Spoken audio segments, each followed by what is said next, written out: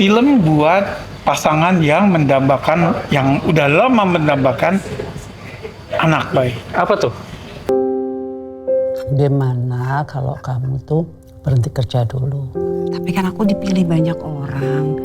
Masa aku nggak tanggung jawab sama pekerjaanku? The Talkies. Ngomongin film bersama Bayu dan Edoy. Oke, Liora Penantian Buah Hati. Film yang menjadi comeback-nya Prita Gita Arya Negaran. Setelah vakum beberapa tahun ya? Iya, kayaknya terakhir tuh yang filmnya Marshanda tuh yang Gemuk Siapa Takut. Oh iya. Itu. Terus dibintangi oleh Darius Sinathrya sebagai Fajri. Nur Fajri. Ada Marsha Timothy sebagai Mutia Hafid. Atau di situ Mutia. Hafid udah jelas-jelas. Oh ada ya? Di papan namanya Mutia Fadila Hafid. Oke.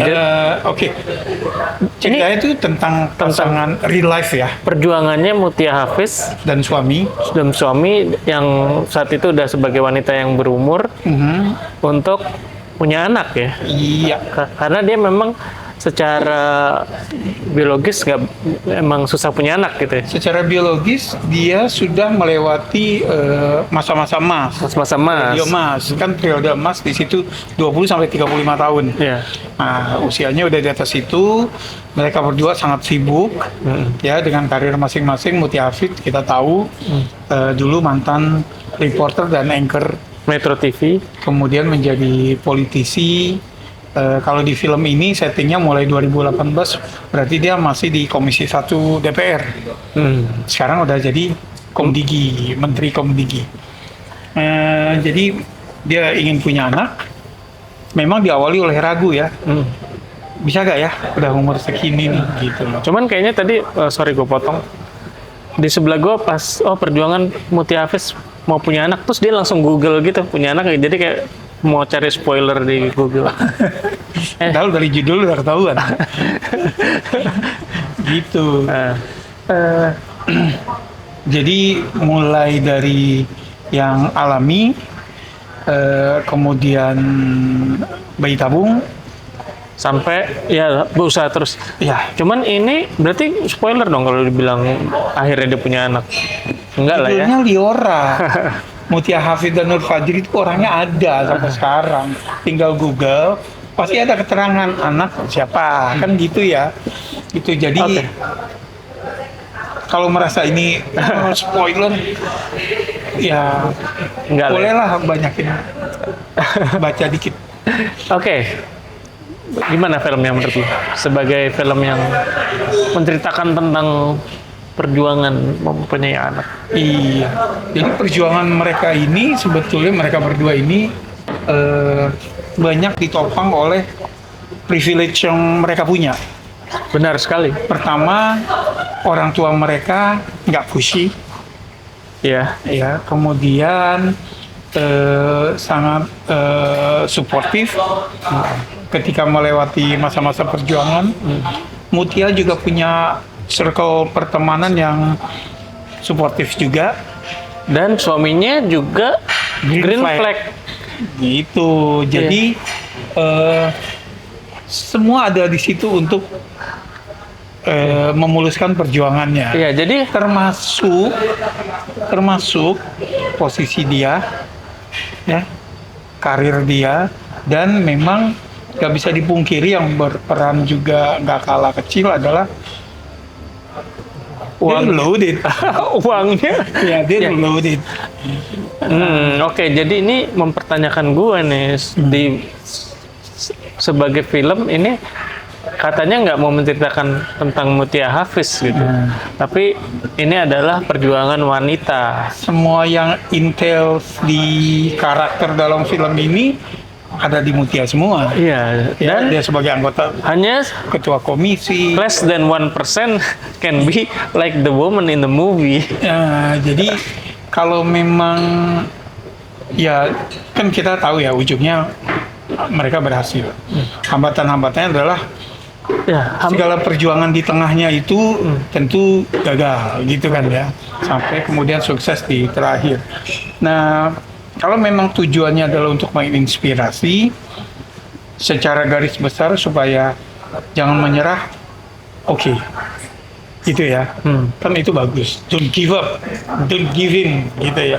Keep fighting, gitu lah. Tapi masalahnya kamu harus punya duit Nah, sangat banyak untuk cuma- melakukan apa yang mereka lakukan. Cuma titik startnya orang-orang kan beda ya.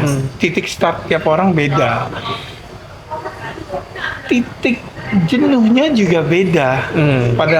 Pada titik mana lo udah nggak bisa lagi. Lo dihadapkan pada fakta ya. Misalnya kayak, ya Anda bisa tapi harus ke negeri anu. Iya. Atau ya Anda bisa tapi biayanya sekian.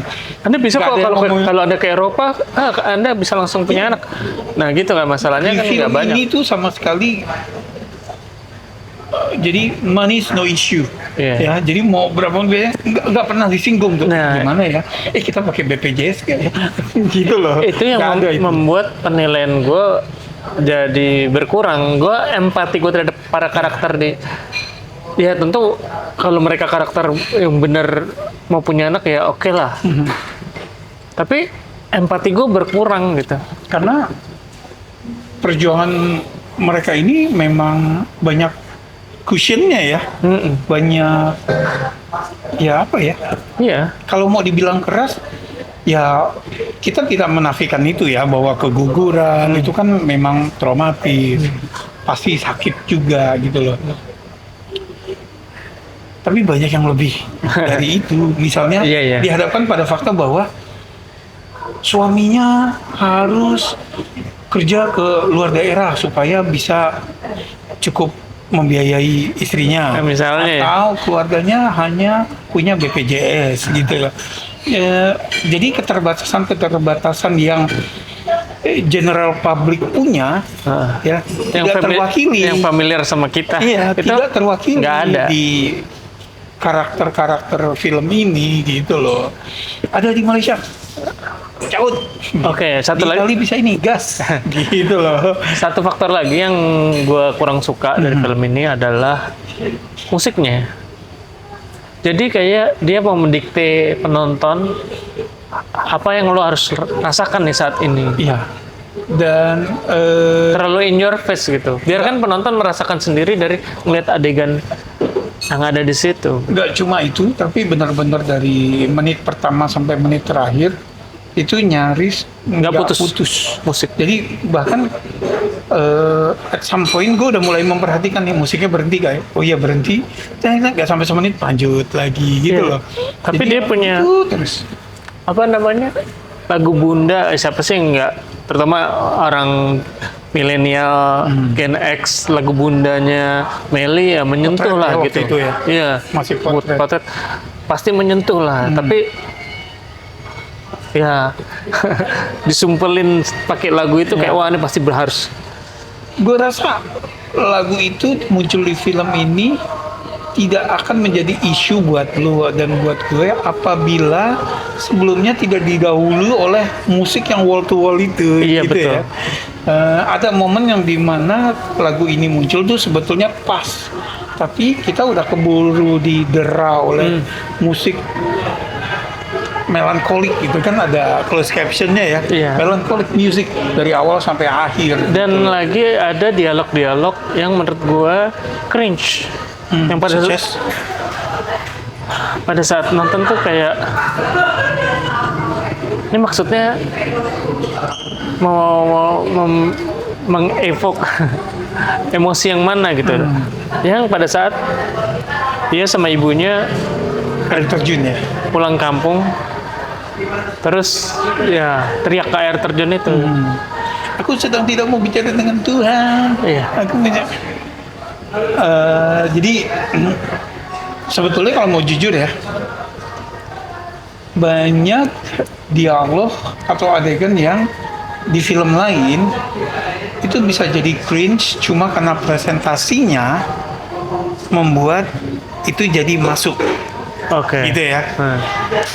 Nah di film ini yang di atas kertas nih kayaknya cringe nih, begitu pas nyampe di layar ya memang cringe. Gue Gitu. termasuk adegan yang mungkin bagi sutradara atau bagi tim itu adalah ini adalah peak Ya itu yang memang tingkat kesulitannya tinggi, gue yakin pada saat berantem tuh suami istri, terus si istri minta lo cari aja deh, gue nggak bisa punya anak.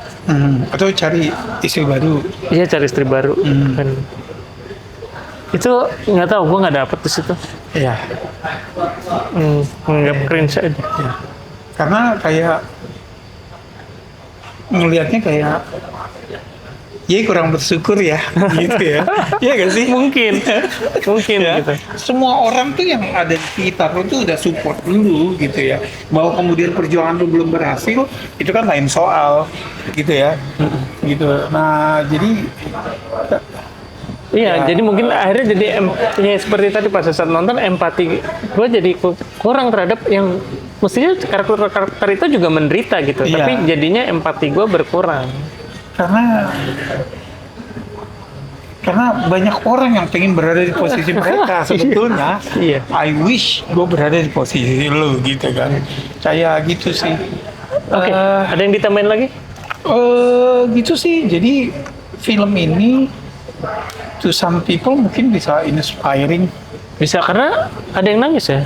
Ada yang nangis di sebelah pun nangis. Iya, jadi gitu. berarti kan gue kalau bisa dibuat Dramanya nangis oleh sedikit. suatu film, ya itu spesial buat gue. Iya. Dan buat Simba sebelah lo itu mungkin spesial. Gitu. Jadi memang penilaian kita berdua nih Ya kita sebagai laki-laki mungkin nggak. laki-laki cis pula gitu ya. Jadi Ini hanya penilaian dari ya. kami, jangan artinya wah ini film gak layak nonton gitu. Yang- Buktinya ada yang nangis, kok yang ada yang mungkin terharu. bukan target marketnya, bukan target audiensnya. Jadi kayak gitu. Nah, cuma yang kita lihat adalah ya itu tadi yang udah kita sampein ya. Itu toh buktinya mereka juga bilang bahwa mereka udah roadshow ke 6 kota dan terjadi diskusi-diskusi gitu Oke. kan. Jadi ya bener, kalau buat kita merasa nggak relatable gitu ya, karena bumi yang dipijak oleh karakter mereka ini kayak Earth number berapa iya, gitu? kayak bumi alternatif gitu. Jadi ya gitulah Oke, ya.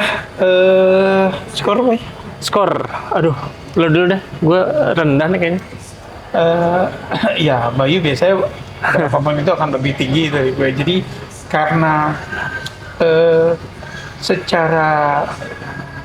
secara cerita mestinya nggak masalah gitu ya. Tapi karakter mereka tidak membuat gue merasa bersimpati ya dengan segala privilege yang mereka punya gitu ya. Kesannya jadi kayak class envy ya. Tapi First world problem. ya, kan? nah terus sama secara presentasi penyajiannya gue memang keberatan ya, karena dari awal sampai akhir dibuat melo, terus musiknya juga wall to wall, terus bahkan ada satu adegan kemudian next scene-nya itu ada tragedi, langsung flashback ke yang adegan baru muncul semenit sebelumnya. Ah iya. Iya kan? Iya betul. Ngapain flashback semenit yang lalu kita masih lihat itu gitu loh. Jadi ya Oke. gitu, gue nggak cocok sama itu. So Berapa? rasa gue cuma bisa ngasih 3. Oke, gue sedikit lebih tinggi dari lo, gue kasih 4. Oke, gimana? Ya kan kalau di combine jadi 7 ya, bagus ya. Gitu loh. Buat kamu yang udah nonton mungkin pas ini filmnya udah tayang atau special screening udah nonton, silakan komen. Atau yang keberatan dengan pendapat kita berdua juga boleh. Silakan tulis di komen. Tolong kami diinformasikan, mungkin kami banyak kurangnya soal subjek ini.